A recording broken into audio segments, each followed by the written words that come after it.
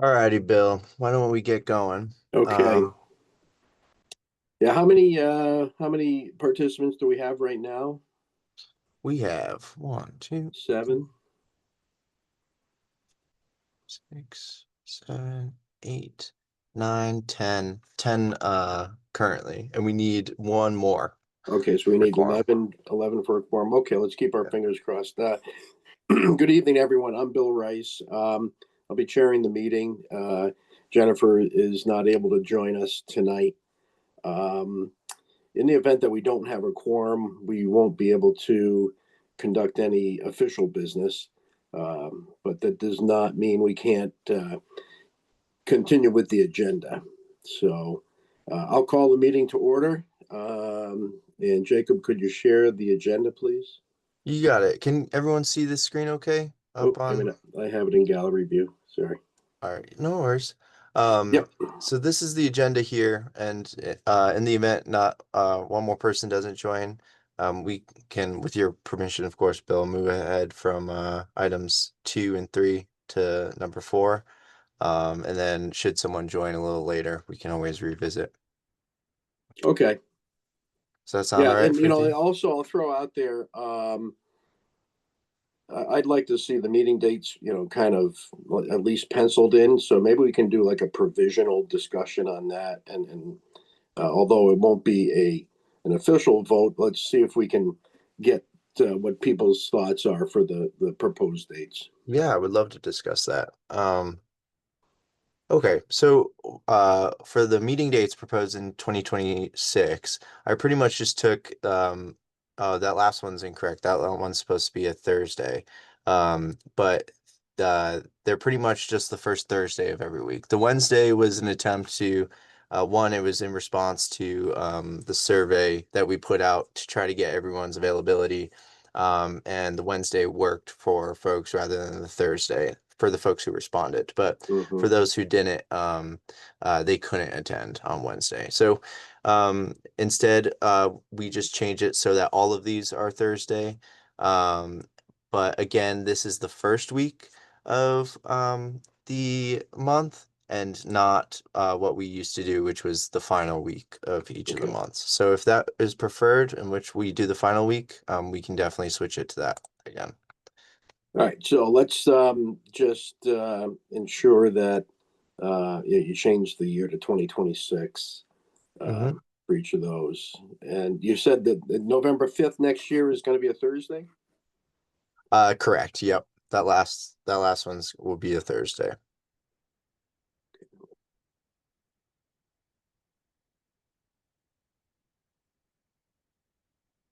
And Mike's Stevie, I saw your hand up. Might have been a thumbs up. Oh, No, I was noticing the 2025 on there and I was like, dude, that's Okay. not 26 dates. yeah, yeah. I'll switch those over and that Wednesday as well to be a Thursday. But all of the dates, the 5th, the 4th, the 3rd, and the 5th are all correct. Yep. All right. Personally, I don't have an issue with any of those. Any of the other participants have any comments? Does anyone prefer the first week versus the last week? How we used to do it versus how we did it this past year?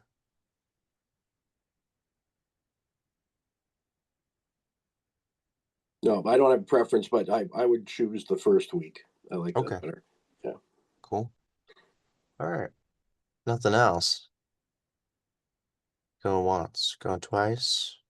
All right. I'll make those edits and then um what we'll probably have to do is I'll discuss internally, but we probably will have to have a special meeting to approve those prior to the um uh to 2026. Yeah. But I'll plan to meet with you, Bill, and Jen before then, and we can discuss that to set that Okay. date.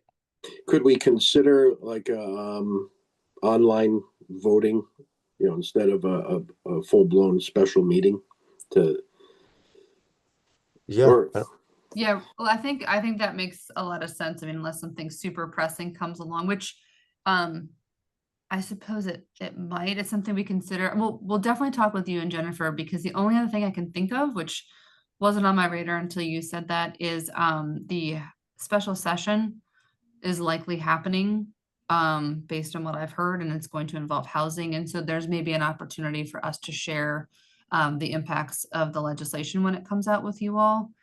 Maybe, if it's, up to you both, if it warrants a special session, we could add some content to the special meeting, but otherwise, Okay, yeah, completely agree. If we're just talking scheduled dates, we'll talk internally to see what we can do to avoid calling you all together for 5 minutes. yeah, yeah. Yeah. Okay. One question real quick.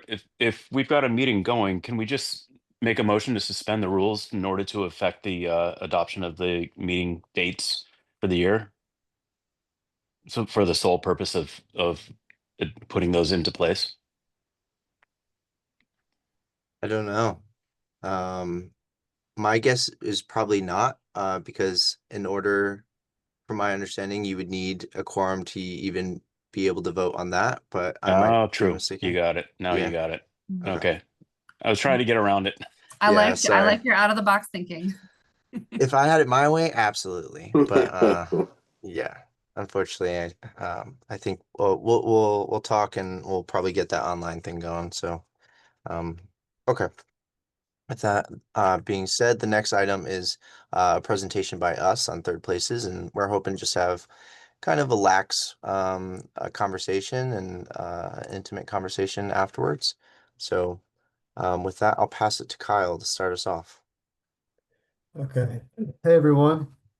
Hey, Kyle. So Jacob and I wrote a paper we released this August about third places, and we just had an event in Manchester actually discussing it. So this presentation is sort of a continuation of those efforts. We didn't want to release a report and just kind of have it live on the web, and that's it. So we want to kind of continue this conversation. And towards the end of this presentation, we'd like to get into some discussions with you, since you'd be the folks that would potentially be implementing some of these suggestions we discuss in the report. So our report's on third places. Next slide. So third place, yeah, your home is your first place, your work or your school is your second place, and a third place is sort of like where you go to hang out to connect with other people. That's obviously not your home or your work. And we have some examples in the report. Next slide. It could be community centers, public parks, cafes, libraries, bars, etc. So it depends on what your preference is, but ideally, every person has their own third place. Next. Then there's some, famous ones in movies. So you've seen them in pop culture and movies. So even if you didn't know officially where third place is, you've seen them all over the place. Go ahead, Jacob, take the next one. All right, so to kind of lay down the groundwork on what makes a third place, we took this from the author of The Great Good Place and Ray Oldenburg, and he kind of coined the term third place. We added one more just because we thought it was important, but basically, uh, what makes the third place is that it's a neutral ground. No one needs an invitation to show up, and anyone can come in and out whenever. Um, Proximity, it should be within walking distance from your home. You should be able to consistently be able to access that. It's unstructured, so you can go as you please, and it'll basically allows you to both explore yourself or whoever you're with there, your relationship with them, as well as the space that you're visiting. It really shouldn't imply any kind of rules to how you're supposed to be behaving. Communal, it's always open to newcomers, but there should also be some kind of hominess to it where because of the regulars that it invites in. Inexpensive or free. There really shouldn't be a cost to at least enter through the door.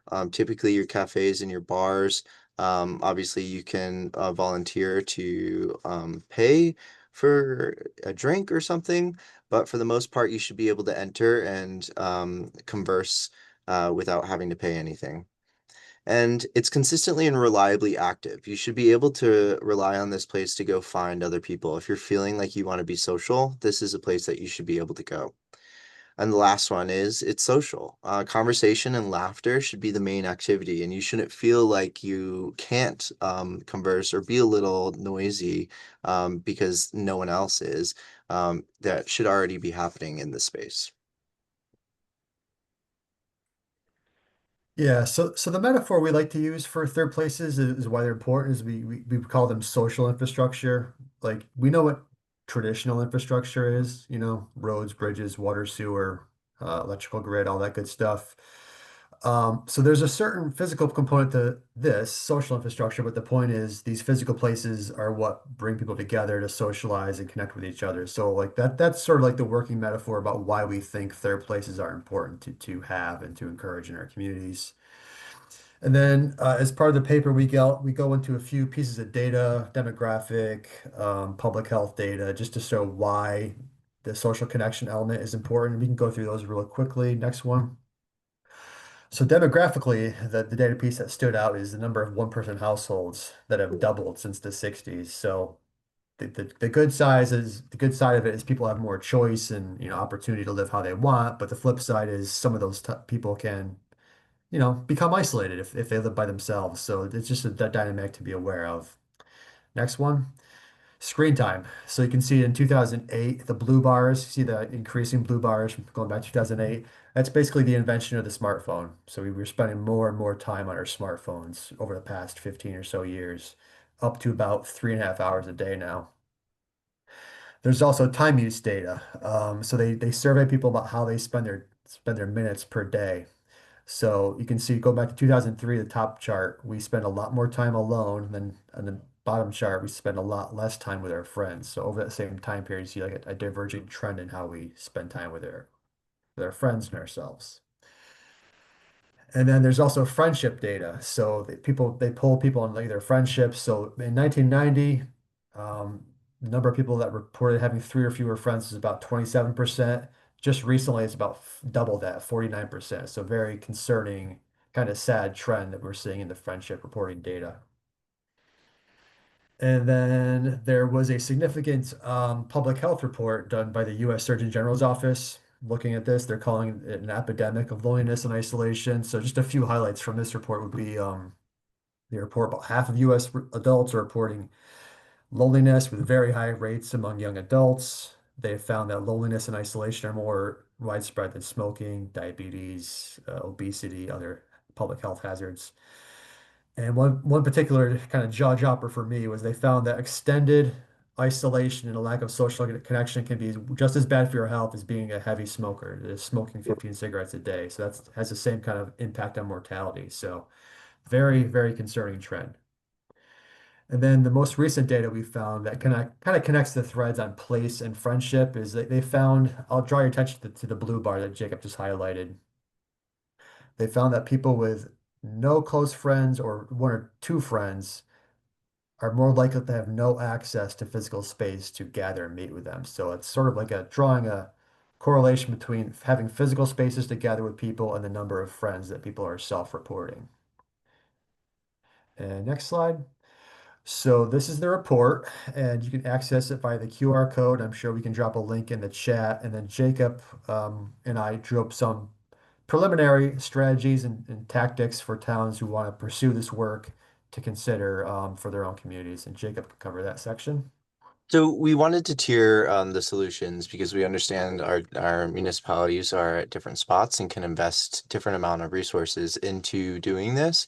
So the first one being getting started, really don't take too much staff time, don't require a full financial commitment from the municipality, and it can be kind of a workshop among small commissions, however the town sees fit.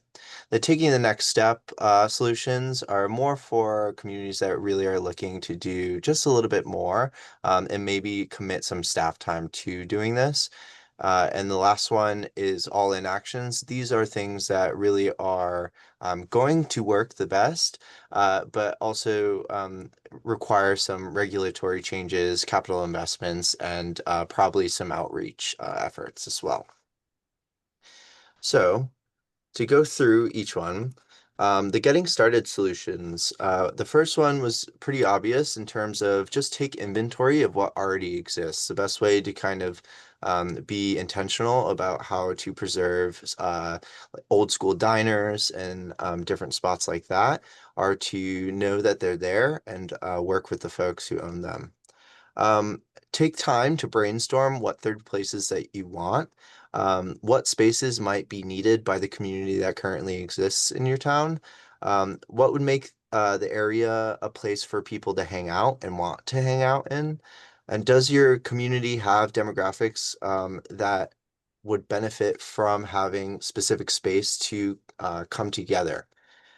Is there things like public seating or lighting issues that would really enhance space, maybe in your public setting, to really support the surrounding businesses and third places? Meet with the folks who currently own your existing third places. Ask them what their pain points are, what they need, and how the municipality might be able to support them in filling those gaps. Um, it's a it's difficult enough to start a small business. It's difficult enough to have a cafe and a bar with small profit margins. So, being supported by your town staff is really important. And then talk with residents. And this is a great way to get people to socialize about socializing. Getting folks out to commune, especially after the pandemic, people want to talk about this stuff. So talking about what spaces they want to see and if this is something that they're even interested in. I guarantee you that you'll meet folks that definitely are interested in this type of stuff. It's just figuring out what the spaces they want look like and feel like, and getting that idea before you start any initiatives. So taking the next step, review your design standards, site plans, and other official records to encourage unofficial third places as part of private developments. So what this can do is, for example, in New York City, I'm not saying that we're going to be Manhattan or anything like that, not even trying to do that. But what they require is for buildings that are on waterfronts, they require a public access piece to the development. So it puts this kind of connection between the development and the community. And developers are happy to do that because it enhances the spaces and oftentimes adds an amenity to the development for their future residents or tenants.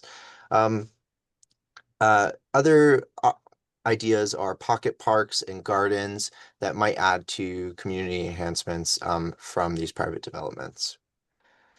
Audit your zoning regulations and identify barriers that either are intentionally there and historically just forgotten about or are unintentionally prohibiting certain things. For example, kudos to West Hartford. They had an ordinance preventing uh, pool tables and jukeboxes, and so they overturned that. And now, one, all the spots that already have a pool table are technically legal finally, but it allows for more fun and more types of spaces to pop up. Um, my joke is that I grew up here and we don't have many places to dance. And so my question to everyone is, does your town kind of resemble the town from Footloose? Is dancing indirectly outlawed? And a lot of the times folks will regulate the amount of people who can be in a space when serving liquor. They might prevent liquor licenses to be given to certain types of establishments. But really looking to see kind of if this type of activity is not allowed. Um, Allowing bars near transit not only cuts down on or can help with drinking and driving rates, but it just makes sense. Mixed use, not just in mixed use buildings, not just letting mixed use buildings pop up, but really allowing for certain little cafes and bars to pop up with where people are already living. Do I need to drive across town to get a coffee in the morning, or can I include it in my morning walk? Um, and can I live where walk or within walking distance of existing third places? So in your downtowns, is there enough housing for young people or older folks looking to downsize um, or even folks who are just looking to staff these third places to live nearby and allowing housing and incentivizing housing in those areas? The other steps to just being intentional about this effort is updating your plan of conservation and development to speak to it, and really putting words on paper about socialization and fun, and making sure that that's part of your planning process. And potentially adopting measures of social connections as outcomes. This is one that we're still trying to figure out, and we're going to need everyone to kind of experiment together. But ideas around this for setting measurable goals is figuring out, are people hanging out in spaces longer? How many conversations can you have in these, or do you see being held in these spaces? And do you see an increase as you're providing kind of this assistance to third places, whether they exist or not? And finally, we have our all-in actions. So the first one is we need to be mindful of the diversity of kind of both living styles, but also commercial spaces that exist in the world.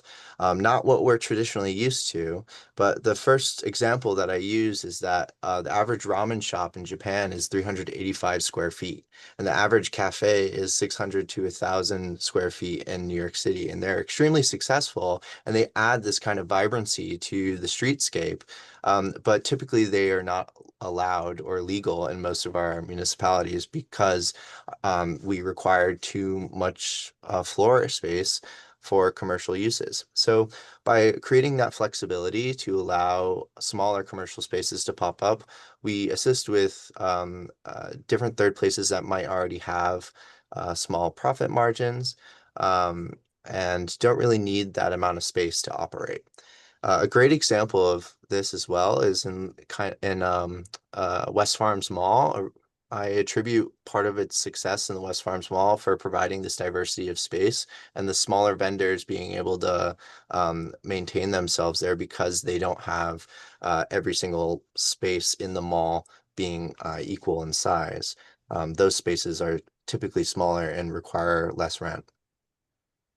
Um, Another one is eliminate or significantly reduce parking mandates. For those who are here for the Parking Reform Network presentation, this image to the right of the screen really demonstrates kind of where our communities have come because we require too much parking or regulate our parking instead of our curb and managing our curb.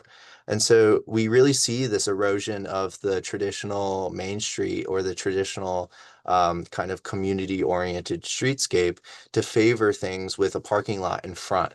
And so it creates this kind of access management conflict points between cars and pedestrians, foot traffic for your business, and the commuter who's just driving through.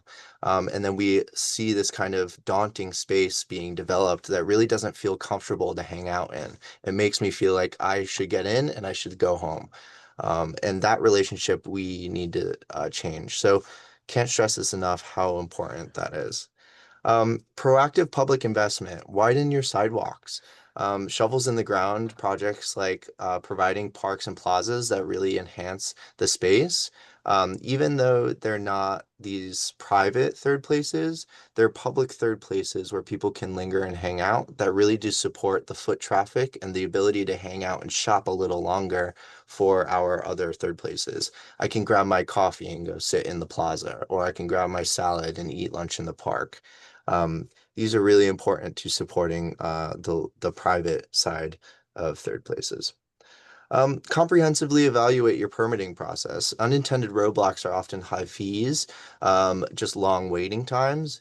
And so this can be really important to help start small businesses that are just starting up. A great example of this was in Manchester, which we use an example in the paper, Firestone, which is a pottery cafe kind of mixed use establishment. And Manchester came together to get everyone who needed to provide permits for them at the table. Anyone who needed to investigate bringing the building up to code were in that meeting as well. So all the staff was ready and willing to walk hand in hand with these applications. I'm not saying that that has to always be the case, but by providing these kind of pre-permitting meetings, that can really get you past roadblocks.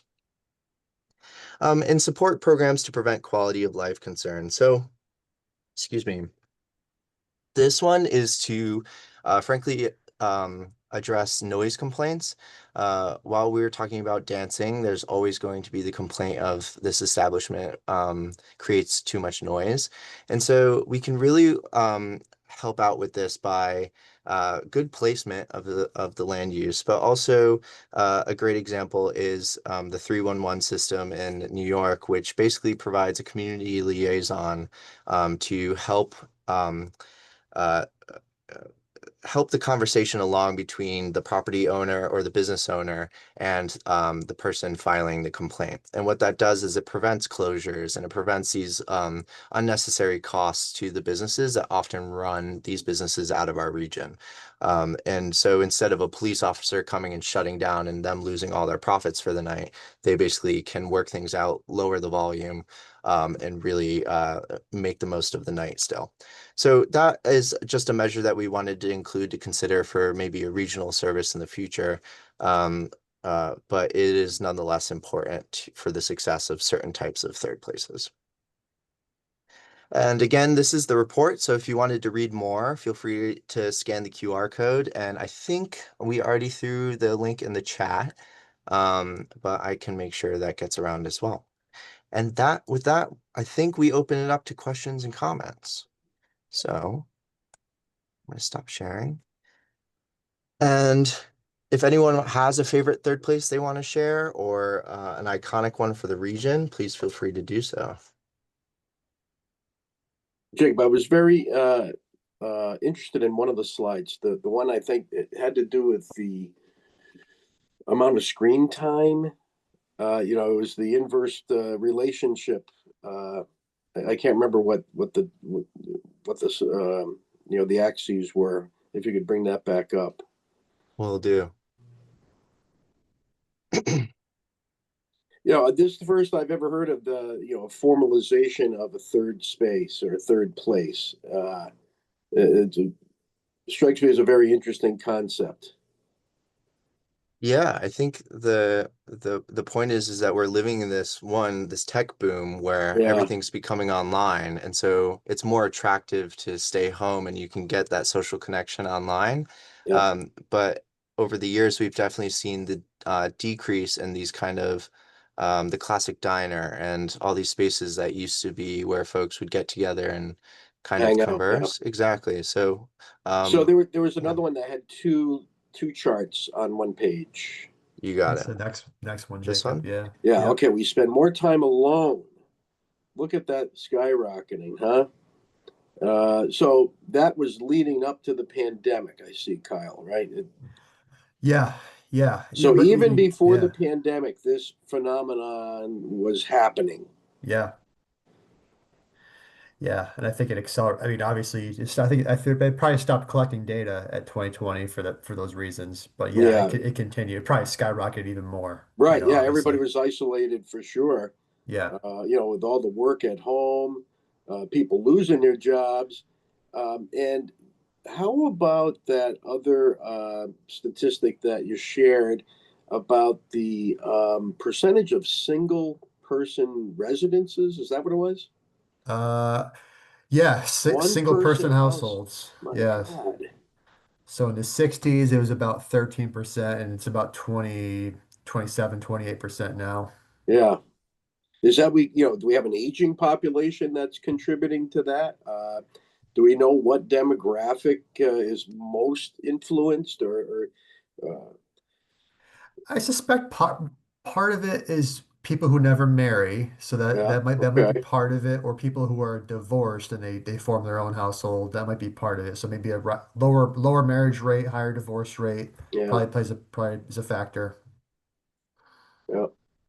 Because I have two kids in the late 20s, you know, 27 and 29. They both live by themselves. Oh wow.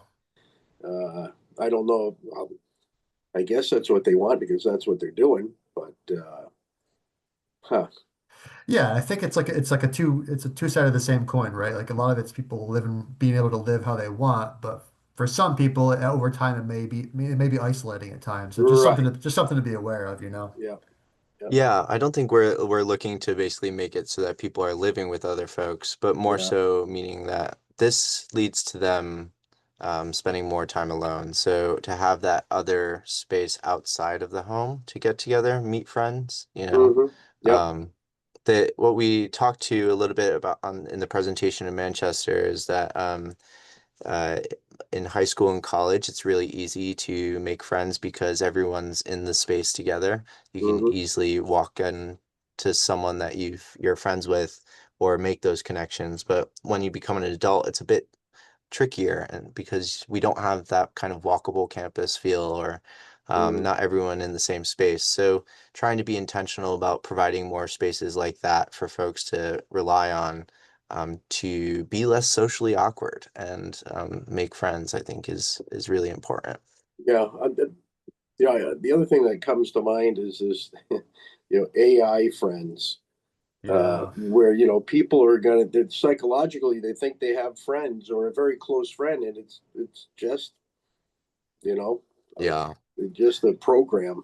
Seeing the backlash in the city though was fantastic. Walking by, they had a bunch of it's that the friend AI thing, bunch of Yeah. ads for that, and people were just scribbling on it and saying Oh, this good. this is Well, not good that dystopian. they're scribbling on it, but good that they're kind of showing some opposition to it. Absolutely. I'll take the scribbles. I don't care. I think that's awesome.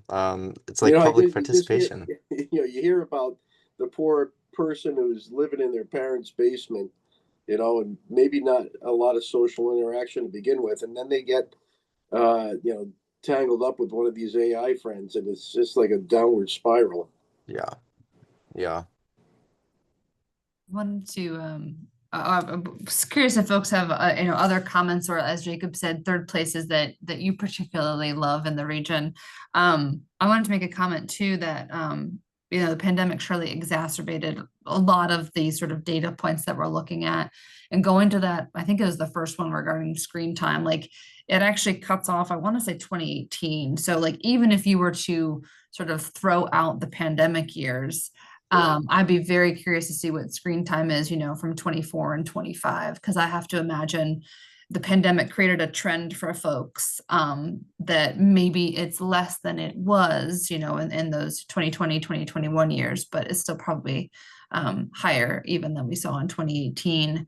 And then the only other thing I wanted to mention, and I didn't have this thought previously when we were putting the report together, but it's sort of a combination of that smaller square footage point that you made, as well as the proactive public investment piece.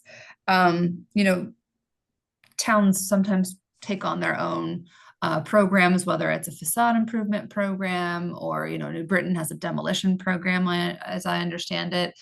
But towns potentially could have a program where they help subdivide retail spaces, because I think historically we've had some larger square footage requirements for retail. Towns can help with some proactive public investment, and it aligns with, for those of you that attended I think it was the Parking Reform Network and Greg Vaca conversation that we had, where Greg was saying he was very intentional about creating smaller storefront spaces. It works out financially, but it's actually something that business owners can afford too. So it all kind of comes together in a neat package. So I wanted to say that. Mm-hmm. Tom, I see your hand up. I was thinking about how this applies, about how it applies to Bolton, and we do have spaces like that, but they're kind of odd. Like it's if you don't want to drink and you just want coffee, you go to the mobile station. But if you want alcohol, you can go across 44 to 3J's. And if one place to be sure to meet people every week is going to the transfer station, the dump, and then there's the lounge at Georgina's, and people go there. A lot of people go there regularly for pizza too. There's a whole group that after the vigil mass on Saturday at my church, everybody there's a lot of people who go over there for pizza. The library, it's not quite, I don't know if you go there to have a conversation, but they do sponsor book discussions. And the town has concerts on the green that gather a lot of people in during the summer. And one of the odd ones is there's a crafts group in town. Well, it's at my church, and they're making crafts for the Christmas fair, which will be coming up in a few weeks. But they do it all year long. And there's there's women who aren't Catholic who go there just for the conversation of the company. And and then there was one instance, because nothing's really walkable in Bolton, but a new gas station was going in on Route 6, and not walking down the street, but behind it is the Rails to Trails was nearby. And we didn't make a mandate. We just says, oh, we think it would be a good idea if you made a little paved connection to the walking trail so that people could come down and get coffee. And they did it. We didn't even have to mandate it. That's fantastic. Cool. Yeah, that's definitely the public, like getting the private development to publicly invest, even if it's not necessarily private, but asking for those things. I find that a lot of times our towns don't think that they have less negotiating power than they do, and so they hesitate to ask. But it's always good to ask for the whole loaf and get half instead of shooting yourself short. So that's good to hear. And for third places in a rural area, we are having conversations around that too, where not necessarily all of these aspects apply, like the walkability from your home, and that's why we say it's usually should be.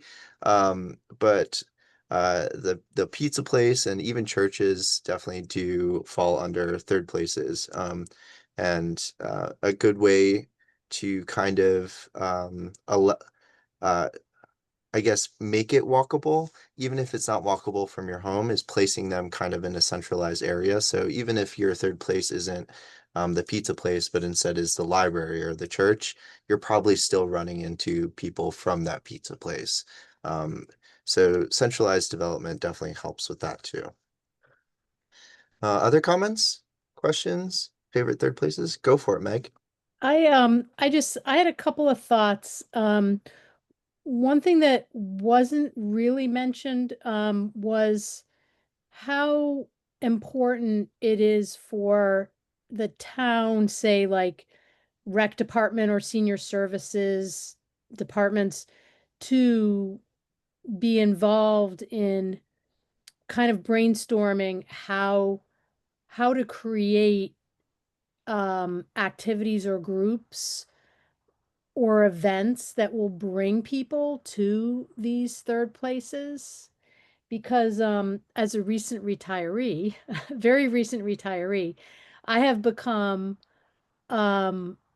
very much more informed about activities and groups that exist in my town for seniors that I had no idea even existed. So like an example, there are lots of walking trails, which are great, but organically, it's going to be hard sometimes, I think, to create like a walking group on Friday mornings unless you have some person who's going to create a group on Facebook or something like that just on their own. Whereas if the rec department, which I found out, there's a walking group that, it's free, it's drop in, it's like Tuesdays and Fridays or whatever, but it helps bring people together better, I think, to like participate or come to that third place. Another good example is pickleball. They're outdoor and indoor pickleball courts, and there are 5 days a week groups that publicized by the rec department for seniors. really anywhere 55 and up. So Yeah. it just seemed to me like the private businesses can do things on their own, like have trivia night at a bar or, things like that. But it seems like it's important for a town to also be really plugged in to help create those events to bring people together. It definitely is, and I think for the sake of brevity, we didn't necessarily dive into that too much, but something else to think about, and events was always on my mind while writing this, and the reason why I didn't touch too much on it is sometimes I feel like there's an over reliance on this kind of temporary event planning where every year you have to kind of go back and if there's staff turnover, maybe it becomes less reliable in getting those events going. Um, but the main thing is that you had physical structured space to make sure that those events can happen or you have a place to go. So I think that was the distinction that, or the reason why necessarily we didn't dive too much into it. But instead of kind of this, if the event is happening, then I can go, or if someone is willing to coordinate this, then it can happen. We really wanted to focus on kind of that consistent and reliable space that people, regardless of if something is happening on Facebook or if Parks and Rec department decides this year that something's going to happen, you can still visit that space. But note is absolutely taken, and I think that requires kind of active and intentional investment into the rec department to make sure that stuff happens. So great comment, and I'm hoping that as we go forward with third place's work, we can touch on that a little bit more. So thank you. Other comments on this? Okay. I wanted to share one last thing, and I'm going a little rogue here, but I think it's good. Okay. So this gets at my planner brain and being like grids, grids, grids. Grids are so important. And this is an example of kind of why cul-de-sacs will always get a referral comment from me. Because they don't make sense when it comes to transit. They don't make sense when it comes to walkability. And hitting on that note of third places should be walkable. This is kind of an example of kind of someone who has to walk to school. If they live in a cul-de-sac, they have to exit their cul-de-sac and go around, and it takes them way longer, and it becomes super unwalkable. And they basically have to walk out onto this road that all of this traffic is being pushed on because this arterial road, because there's no connections in between. So instead of these people being able to disperse their traffic into back roads, they're all being put on this road with the pedestrian that's going on there. So it becomes a little bit more dangerous, a little bit less comfortable, and longer times in terms of getting somewhere, less walkable. Versus if you connect your street grids, then you're able to kind of directly access the point. So instead of the school, think of it as your local bar or a cafe or your library, somewhere like that, and be able to get there in a shorter amount of time on a safer route. And so this is all to say that we didn't put it in the paper, but I wish I did, saying that cul-de-sac developments perpetuate this kind of unwalkability in our region and hurt third places kind of indirectly. Okay, that's my high horse for now. Let me get back to the presentation. Um, here else. Oh, I'm already, there we go. I was already sharing. Okay. So moving on to the next item, if no one else has any comments, but feel free to toss them in the chat if you do.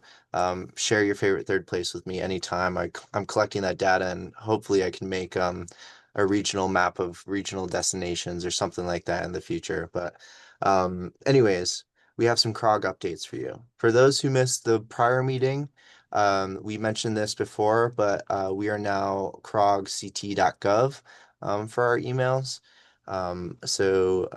Just same format of first initial, last name, but this is now our domain at the end. Okay. Next, if my thing wants to go, okay, is the regional housing strategy update. I'll pass it off to Heidi. Sure. Good evening. Just very quickly wanted to thank those who attended our fall workshops. We had a great turnout between Southington and East Hartford. We ended up with about 60 people, including a lot of Planning and Zoning Commission members. We ran out of time at those meetings to dive into the data, so we're holding a separate meeting on December 3rd. It's a Wednesday at 6:30. It's virtual. So here's a QR code and a link to sign up. We hope to see you there. All right, and this one I'll pass off to Sonia. Hi, everyone. Good evening. I'll just give a brief summary of a SB9 summary that we prepared. It's all available on our website, so you can read the full summary by clicking that QR code, and there's also a link in the slide that you'll be able to click on when the slides are published. So last RPC meeting, Mike Siska did a great summary of SB9. But I wanted to touch on some key points that could be of interest for this group. So if you have time to only look at 3 of the sections, I encourage you to look at it all, but I would encourage you to look at section 11 about municipal POCD preparation. So it requires all plans of conservation and development to adopted on or after October 1st to consider current hazard and climate projections established by federal and state authorities. And POCDs must also identify areas of vulnerability, critical infrastructure, and goals and policies to avoid or reduce climate-induced threats. So in the full summary, we spell out all the other requirements related to that larger goal. And we also spell out implementation considerations. And for this one, municipalities may find some of the requirements such as vulnerability, critical infrastructure, and goals outlined in our hazard mitigation and climate adaptation plan. So a lot of that information is there and will just have to be present in POCDs starting from that date onward. And then I'll highlight section 12 as well, which is about the POCD submission and consistency with our regional POCD. So no more than 60 days after POCD adoption, municipal planning commissions must submit their plan, including geospatial data to OPM. So the new piece there is the geospatial data, which is now required. And that's detailed more in the full description. And then with the inconsistencies piece, that is already a requirement there's already a requirement to describe and state the reasons for inconsistencies with the state POCD, but the regional POCD is now included in that. And then section 16 is focused on zoning regulations, and it requires zoning to make provisions to mitigate and avoid potential public health, welfare, and environmental consequences of sea level change, considering the most recent sea level change scenario. So this will be important for municipalities impacted by sea level change via tidal flooding in the Connecticut River, which will need to amend their zoning regulations to meet the new requirements. And then there's also some provisions that municipalities may include. So yeah, please reach out with any questions, but wanted to touch on that. So Sonia, this is a bill that was passed into law? Yes, it was this last session. Mm-hmm. And the public act number is 25-33. It's more commonly known as SB9, which is why I labeled it this way. But yes, thanks for asking that question. Any other questions? I would just I'd ask one question. I think I'm taking this one anyway, but I'd ask one question. Is anybody aware that they are doing this or interested in doing this? If you know this is in SB9, there's also resiliency improvement districts, which we're still wrapping our arms around. We included it in the summary, obviously, but there's quite a few sections like 22, 23 on of this bill that talk about resiliency improvement districts. And so I was just curious if anybody was familiar or planning to explore that. It's a bit of a small group, but if anybody was. No, our last POCD was adopted in 2020, 2023. So it's really not on our radar screen yet, but yeah. we generally employ a consultant to help us prepare the POCD. So would they, would you think consultants, are they going to be familiar with these new requirements? They sure should be. Yeah, I would It hope should so. be their job. Yeah. But we'll be looking for it too when you send it to us for referral. And just too on the resiliency districts, that's something that is, I believe, separate from your POCD requirements, your shalls and your may. Well, it is it is an optional program, but it's something that you can do outside of your POCD. And there's, a bunch of processes associated with it, but you can bond, you can create TIFs in it. I don't know the whole in and out, but I kind of wanted to ask the question in case anybody was to please feel free to rope CROG into those conversations, specifically Sonia. Probably if you are thinking of kind of going down that path, we will explore that with you. Okay. Figure it out together maybe. So I wanted to say that. All right. We just wanted to make sure that you were aware of this.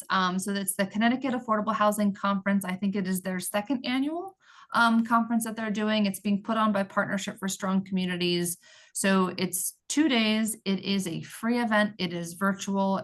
It's kind of nice. You could kind of come and go as you need to, especially for folks such as yourselves where you are maybe doing something, 9 to 5, but maybe you carve out like a little bit of time and you're able to pick up one of these sessions. So we wanted to make sure that you were aware, and that QR code will take you to the registration link. We could probably also put the link in the chat for you as well. So wanted to share that. Yeah, I'll also on a follow-up email with the slides and everything, I'll include all the links in that email. Okay. Next slide.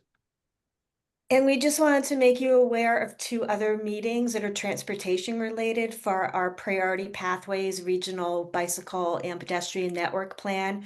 We're holding a meeting. It's to show you where we're at in developing the draft network. So that's on November 18th. That's virtual. And then we also included a meeting for the CROG Safety Action Plan. So again, you'll have links and codes if you're interested in either of those topics.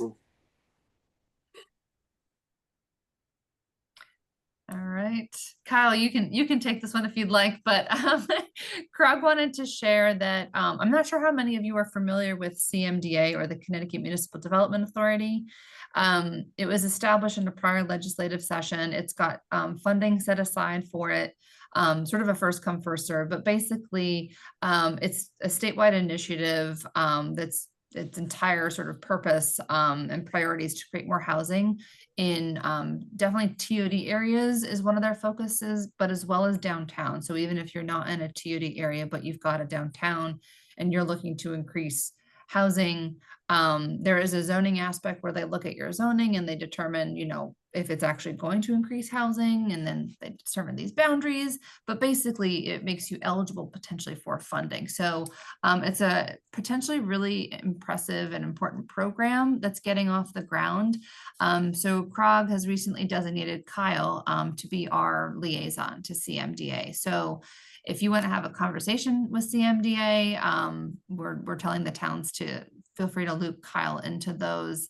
And just to let you know as well, we're going to be, if they haven't received this information already, we're letting your planning departments know about this as well. And we're going to be letting your CEOs know about it, mayors and select persons to contact Kyle. So again, potentially a really exciting opportunity to get some more housing in our communities. Congrats, Kyle. Thanks.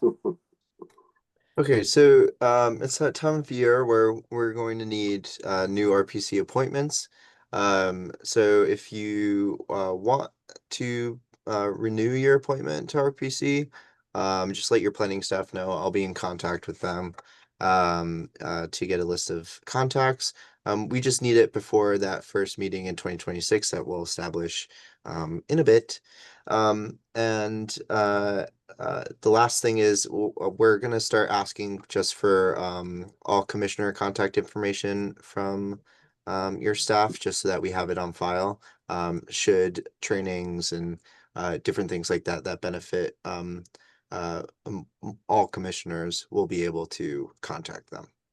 And I think less responsibility for you guys, or less burden in terms of having to share everything out. So hopefully that's a benefit.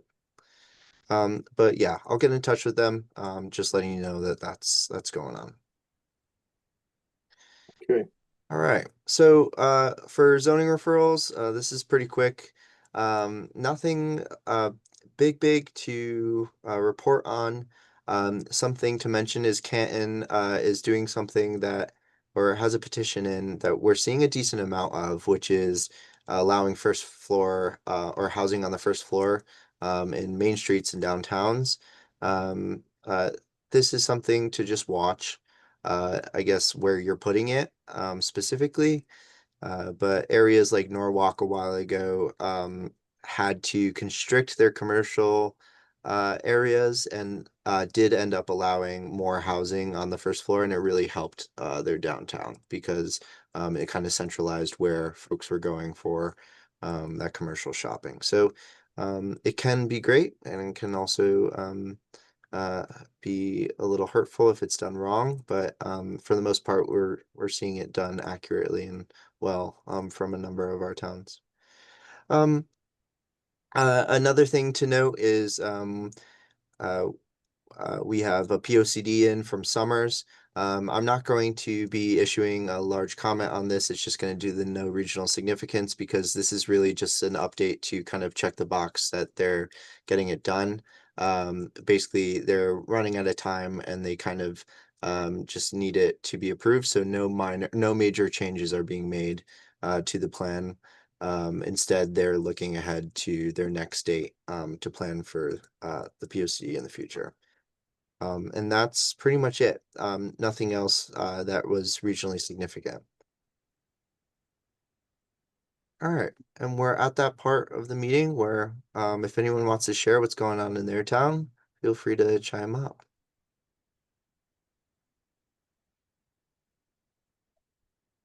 Yeah, I'll bring one subject up. In Simsbury, there's a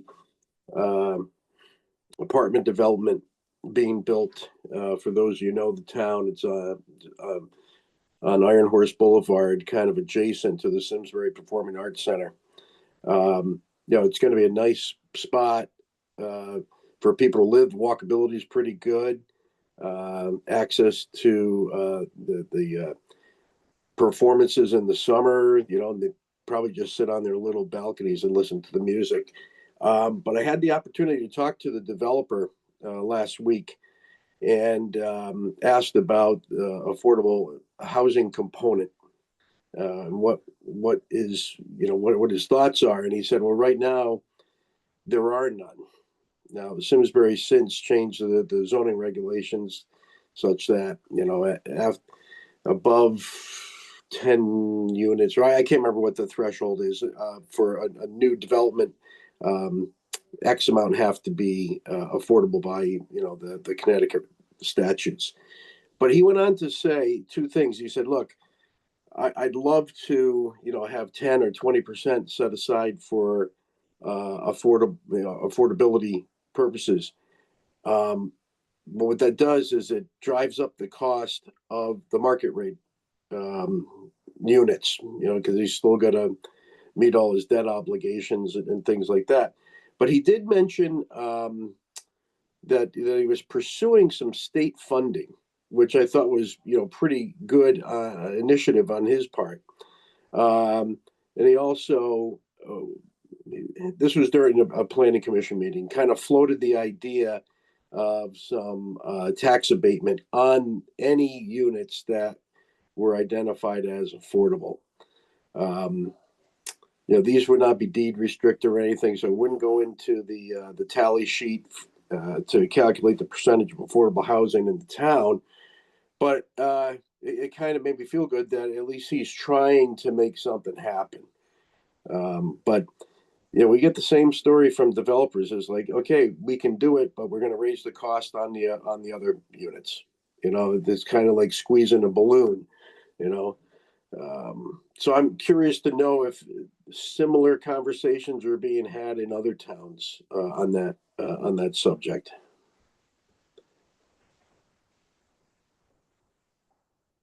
I know we're kind of talking about it for the regional housing strategy. Yeah. This has definitely come up. I'm researching myself density bonuses and other things that kind of help with that problem, but I Yeah. also know that that's typically the case in places like New York and where they get a lot of housing applications, but typically the market rate units are subsidizing both the affordable units and as well the commercial units on the Yeah. ground floor. So Yeah. yeah. Okay, so it's not. Yeah, I didn't expect it to be something unique, to my town, but No. yeah, And we try so hard to come up with these strategies to increase the number of affordable housing units in town, and people laughed at us when we did our affordable housing. What's it called? Affordable housing plan, right? We did it a couple of years ago. And we figured that we needed to add, like, I don't know, 100 units or something to even get close to 8%.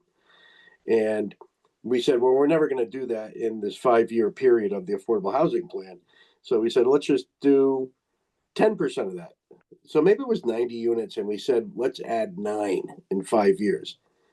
We've added 4 in 5 years, and people were saying, no, you can't do that. That's not enough. It's not enough. And, the planning commission said, well, hey, we know what reality is, and we're not going to, put something in the plan that's outrageous.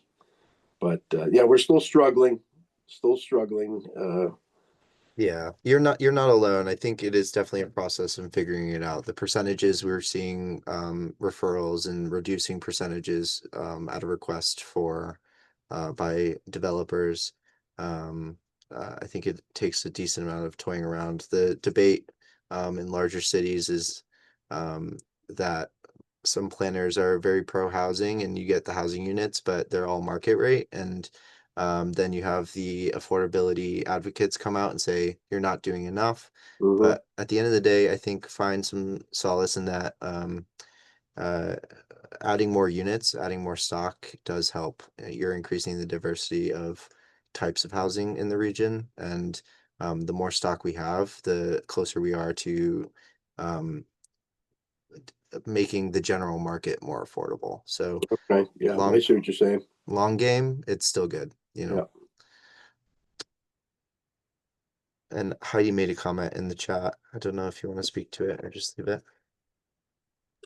Just really quickly, I don't want to take away too much from the commissioner sharing with one another, but that is something we are looking at as part of the regional housing strategy, assessing what towns are doing currently with zoning and what's working and what isn't working, so we don't keep doing things that aren't working.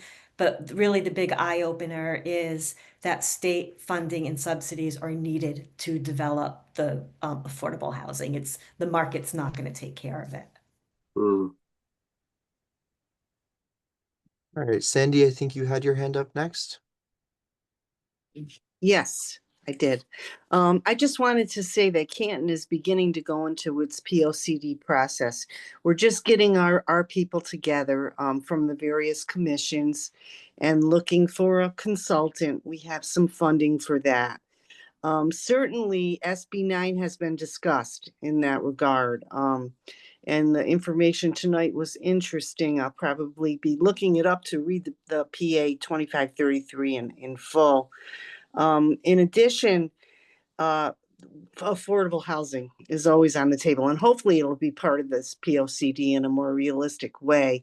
For really the first time, the POCDs are shifting in their focus.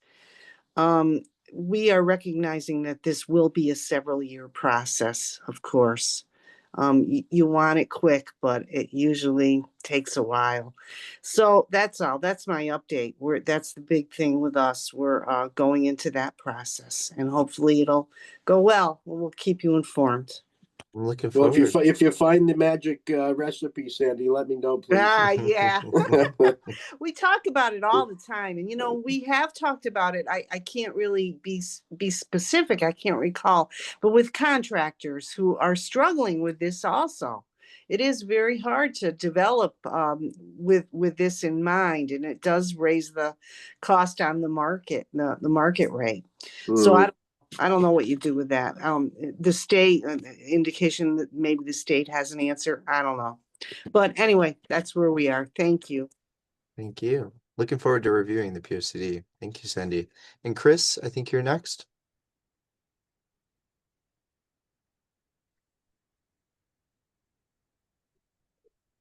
If you're talking, you're on mute, just to let you know.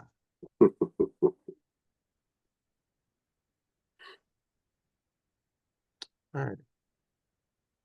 He's got his hand up, but Yeah. Maybe if I do this, ask to unmute. can you unmute him, Jacob? I can't. I can only ask him to unmute. Like, Oh, okay. I have a button to do that on the screen. Mhm. But if nothing, then I guess we can keep going unless anyone else has anything to share. I was gonna add, maybe if Chris was gonna come off mute and was struggling, or not, that's fine too. One thing I was gonna say, there's a new liaison at the Department of Housing, that he's trying to connect with municipalities. That could be an avenue, Bill, for when you have a specific project in mind.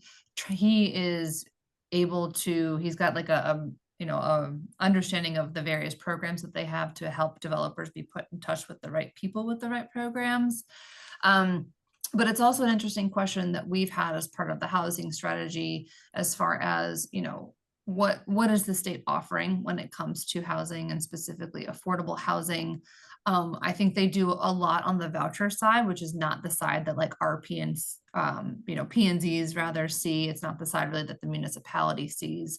That investment goes directly to the recipients of vouchers.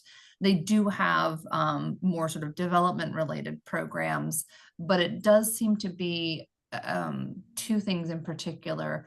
The programs they're geared for a pretty high level of AMI, which is interesting, and Heidi, feel free to jump in and correct me here. They're geared towards a level of AMI that doesn't cover everything that's needed. So, we're putting funding towards certain aspects of the housing that we need, but not all of it. One of the other programs, I think it's called Build for CT. It's a potentially really great program that, I think helps developers that are doing housing development, but it is, I want to say it starts at like 50 plus units. So, that's going to eliminate probably a lot of potential housing development assistance for particularly our smaller communities, maybe depending on lot size, of course, right? But so I think that's maybe worth a future conversation with the Department of Housing and the state in general about what they have and where is their investment being aimed. Because the other thing we know from our housing strategy and just in general, the biggest need in the housing market, I believe, is for the 30% AMI and 50% AMI and under, and the programs aren't really necessarily always aimed at that. And when you're talking about that finance gap, a lot of it you're going to see is for 80% AMI when they do include affordable housing in a development. So you're still not even getting towards the AMI population that really needs it, which would then just create an even bigger housing gap. So no, I don't think the state has a solution, but I do know they're trying. So it'll be a big lift, I think, for all of the communities and all the commissioners. So happy to help. And I can include some of those links to those programs as well. I did it previously for Vernon, so I'll be happy to include that in the follow-up email. And with that, we just have other business, which is nothing else besides the training I'm including in those emails that y'all are getting, which is on November 15th. Land Use Academy Advanced Training. It's in person, held by UConn. I can include the details, which are in those emails already. The cost is $60, but it's eligible for all 4 commission training hours to count for those. So if you're interested, I'll also include the registration link, and that's it. We don't even need to vote on adjournment. So oh, hold on. I just want to give Chris is rejoining. Um, if he does, I want to give him just a moment to maybe speak to if he wanted Yeah. to share. Chris, I know you rejoined and had your hand up previously. Did you still want to share what's going on in your town? Sure, yeah, sorry, my battery died. That's okay. Unlucky timing. But yeah, I just yeah, we have some pretty big changes in Enfield. I won't talk much about it because it's an active application, but the Enfield Square Mall redevelopment is they have an active special development district application, so they'll be trying to change their zone or kind of zone overlay to be a little more flexible, adaptable, to support both commercial and housing, multifamily housing. So stay tuned. But again, I won't talk any further about that, but that's big. And then most recently, another SDD application was approved, actually, the first one under new regulations, just up the street, the next highway exit. Actually, if you drive up to Massachusetts, you see it right at the Long Meadow border, the former Mass Mutual campus. So that SDD application was approved. They'll still come back to us with more plans, but that was an initial master plan for mostly housing. So office conversion to multifamily, and then keeping the existing parking garage, massive parking garage, and actually impressively converting surface parking to townhomes, attached and semi-attached townhomes. So yeah, so that's a new or relatively distinct housing topology. Nice to see mixed there, and there's a little bit of mixed use space. They're opening planning for the former cafeteria space to be some sort of commercial restaurant space. We'll see how that goes. So it's an interesting tie-in from third places because they'd have some decent density to support it directly. That, But yeah. that's fantastic to hear. Good things Yeah. going on. Yeah, Who's the yeah. developer, So Chris? say that again. Who's the developer? Oh, for Mhm.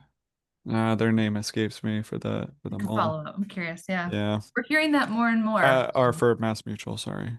Woodsonia is the mall, but I don't recall them. Mhm. Yeah, I know there was one in Avon as well. And I feel like another one that's escaping me. Wait. Another one's escaping me. That's Yeah, I great. mean for what it's worth, I don't want to jinx anything. This is actually the second uh attempted reuse of the property. The last one fell through like 2 years ago. It was for a sports facility, large scale like soccer facility. But so this one's very different than that. I'm more excited for this one than the other one. Yeah. Yeah, it's a pretty neat one. I still have I've questioned their lack of connectivity to the adjacent neighborhood. Um, Nice. rather than right now the only way to access it would be via Route 5, Mm, basically right off the highway exit. But I mean, at least when we talked about cul-de-sacs, they've at least talked about walking, sidewalk connections into the neighborhood. So yeah. So that's good on you for questioning on yeah. that. Yeah, there's not much room for budging, sadly there. That's I okay. still, yeah, not a fan of it, but It is what it is. So As long as Chris, we're thinking about it. I just did a quick search and it came up as the developers Brantford-based MB Financial Group. That ring a bell? Honestly, not really. No. I mean, I guess that's not a very distinctive name. Right. Uh, It but says it's led by interesting. someone named Michael Massimino. That name definitely sounds familiar. Okay. Yep. I see the little master plan there too. Interesting. Yeah, Huh. it's a really interesting project. Adaptive reuse and new development.